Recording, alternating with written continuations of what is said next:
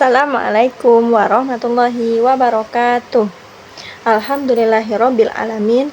Assalatu wassalamu ala ashrafil anbiya'i wal mursalin sayyidina wa maulana Muhammadin wa ala alihi wa sahbihi ajmain. Amma ba'du. Awalan hayya bina nashkuru ilallah alladzi qad a'tana ni'aman katsiratan wa hidayatan hatta nastati'a an najtami'a fi hadzal makanil mubarak. Saniyan sholatan wa salaman ila nabiyina Muhammad sallallahu alaihi wasallam alladzi qad akhrajan nasa minad dhulumati ilan nur minaz zamanil jahiliyah ilan nuril islamiyah. Tayyib fi hadzal waqti sa'akhtubu amamakum jami'an tahtal mawdu' mengulas kitab At-Tibyan fi Adabi Hamalatil Quran.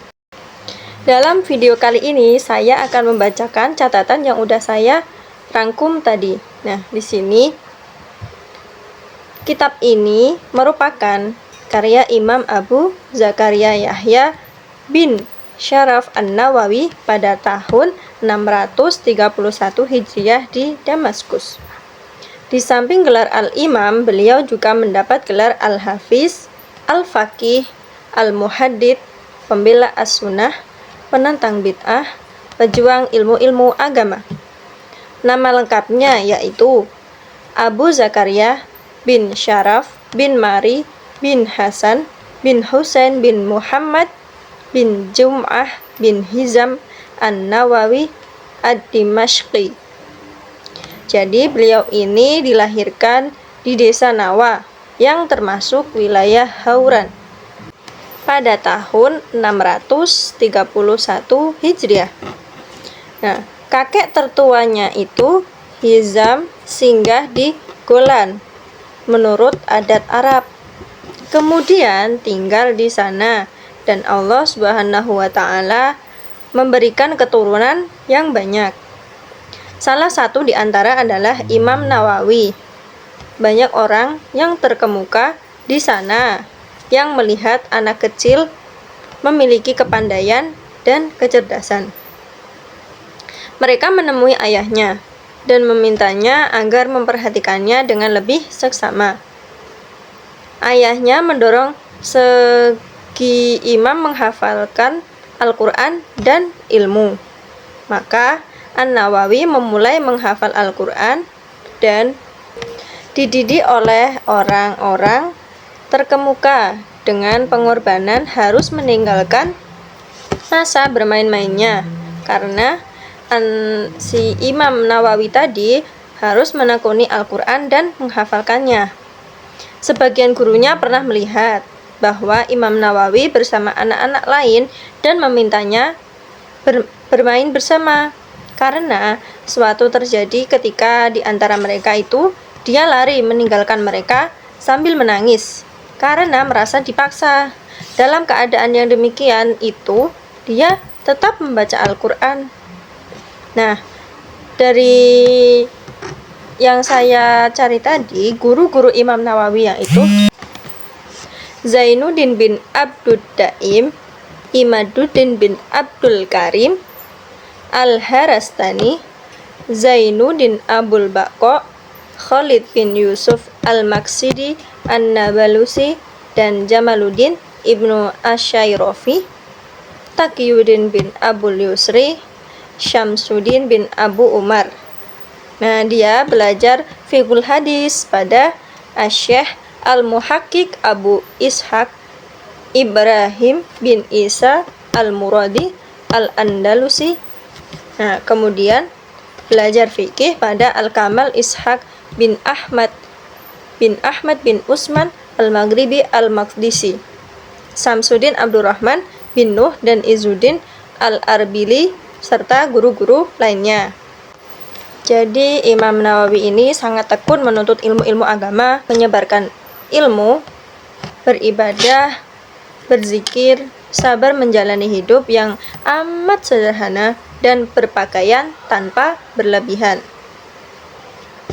Nah, itu secara ringkas saja saya menjelaskan tentang profil ataupun biodata tentang Imam Nawawi.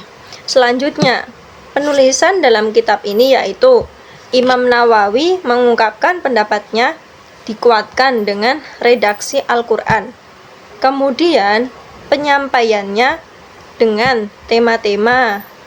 Jadi tidak yang langsung dijelaskan secara langsung gitu loh. Nah, beliau ini menjelaskan secara bertema-tema. Di dalam kitab ini terdapat 10 bab.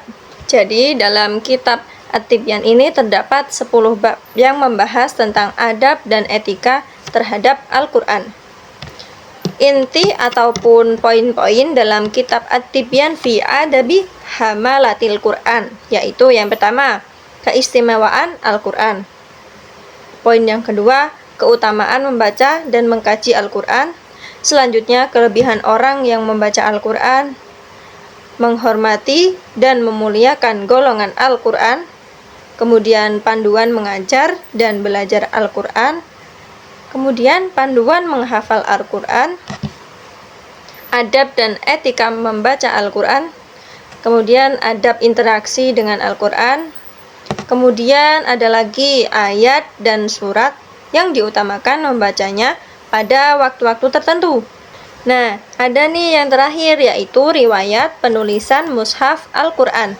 Nah, itu tadi poin-poin ataupun inti dalam kitab At-Tibyan fi adabi hamalatil Quran.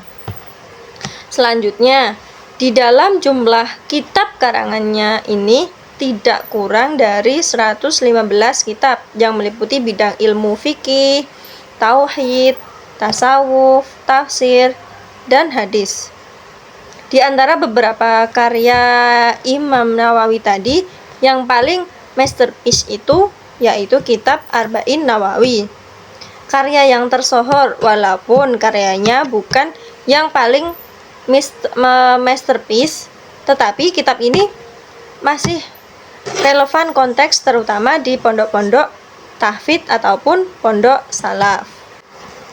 Akan tetapi, karya yang benar-benar masterpiece itu kitab Riyadhus Shalihin min kalami Sayyidil Mursalin, merupakan salah satu karya terbaik dari Imam Nawawi.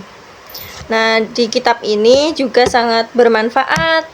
Jadi kitab Tibyan ini sangat bermanfaat sekali untuk kita. Bahkan jika kita sering mengamalkan nilai-nilai di dalam kitab ini, kebermanfaatannya itu masih terasa sampai ke penjuru dunia dan terus bertahan untuk senantiasa dipelajari. Semakin banyak manfaat dari kitab ini dengan usia kitab yang sekarang yaitu sekitar 768 tahun. Namun kekurangan dalam kitab ini itu juga mesti ada. Menurut saya itu kekurangan dalam kitab ini itu kurang komprehensif. Nah, itu tadi kiranya ulasan kitab At-Tibyan fi adabi hamalatil Quran dari saya. Mohon maaf bila ada kekurangan ataupun salah pengucapan dari kata. Ihtimam minkum syuratul mustaqim. Assalamualaikum warahmatullahi wabarakatuh.